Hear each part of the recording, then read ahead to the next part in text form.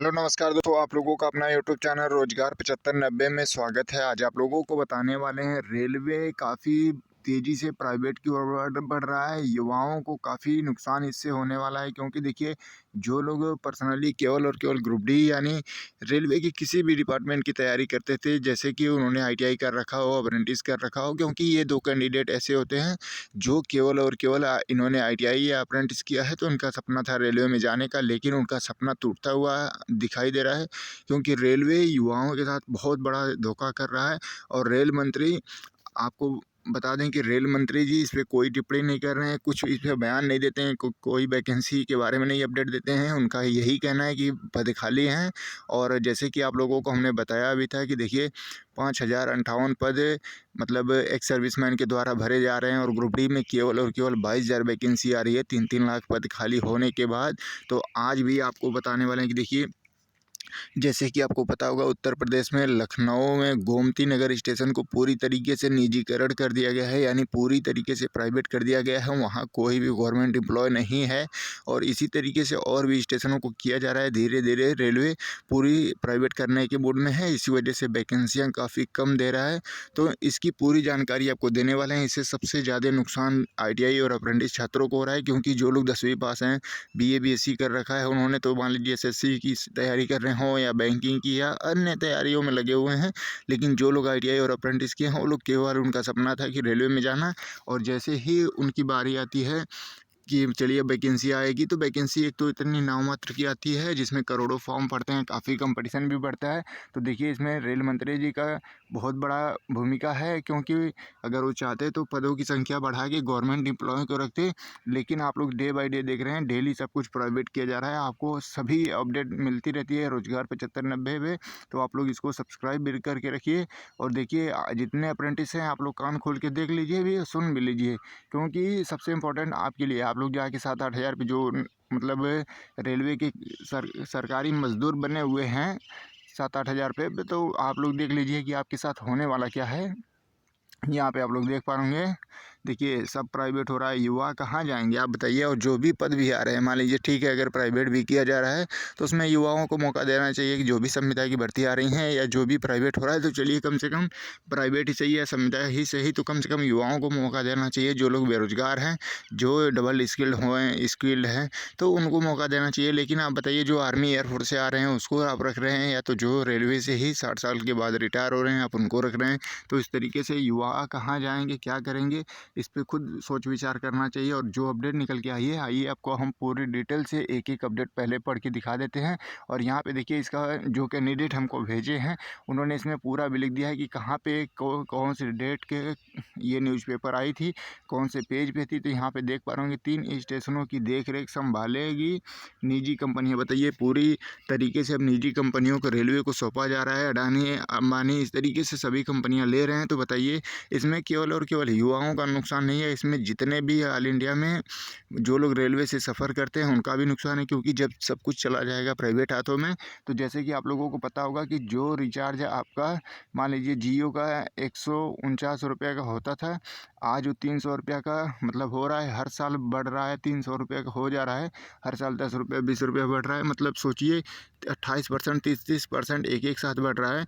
तो इस तरीके से जब रेलवे भी प्राइवेट हो जाएगा तो उसमें कर्मचारी के साथ साथ जो सफ़र करने वाले हैं उनका भी नुकसान होगा, क्योंकि देखिए रेलवे मान लीजिए है तो इतना तेज़ी से मतलब किराया नहीं बढ़ाता, सारी सुविधाओं के साथ मतलब रहता है। लेकिन जब कंपनियां प्राइवेट ले लेंगी टेंडर, तो अपने हिसाब से डेली हर साल हर महीने अगर किराया बढ़ाएंगी तो भी उस पर कोई कुछ बोल नहीं सकता, कोई आवाज़ नहीं उठा सकता।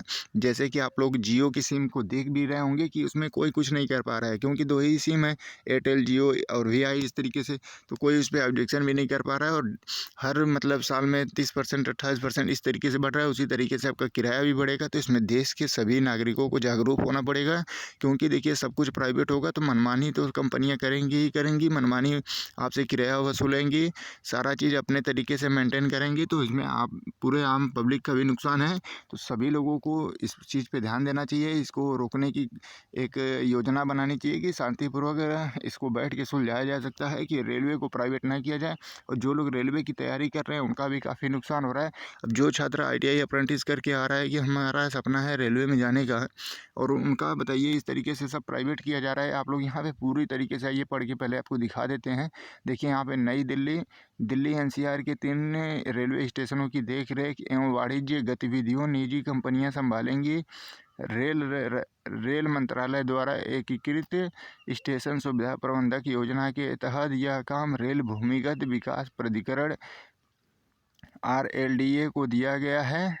और यहाँ पे देख रहे हैं, देखिए सभी स्टेशन के यहाँ पे नाम भी दिए हैं, कौन कौन से स्टेशन हैं। गुरुग्राम, सफदरगंज, इस तरीके से सभी तीनों स्टेशन का नाम दिए गए हैं। फिर यहाँ पे बताया गया है कि 9 साल के लिए किसी कंपनी को देख रेख के लिए दिया जाएगा। मतलब बताइए 1-1, 2 साल, 3 साल नहीं, 9-9 साल का ये कॉन्ट्रैक्ट पे दे दिया जा रहा है। तो सोचिए आपका कितना नुकसान होने वाला है। तो वैकेंसियाँ कहाँ से आएंगी। और इसमें जो छात्र अभी भी सो रहे हैं, चाहे कि कोई भी क्वालिफिकेशन हो, ऐसा नहीं है कि केवल ITI और 10वीं वाले, सभी छात्रों को सोचना चाहिए कि इस तरीके से हो रहा है तो फिर वैकेंसी आएगी ही नहीं। वैकेंसियाँ यही कारण है 20,000 22,000 आने का। तो यहाँ पे और भी देखिए क्या इसमें बताया गया है। इससे होने वाली आय की 15% मतलब जितनी भी कमाई होगी वो मतलब कंपनियां रखेंगी, 85% रेलवे को सौंपी जाएंगी। देखिए पूरी तरीके से मतलब चाहे देश चले या ना चले, पब्लिक परेशान हो या कर्मचारियों की कमी हो, युवा बेरोजगार हो, उससे कोई मतलब नहीं है। बस इनकी आमदनी आनी चाहिए, उसमें से 15% जो कंपनियां टेंडर लेंगी वो रख लेंगी और 85% रेलवे को दिया जाएगा। इस तरीके से इसमें जिक्र किया गया है।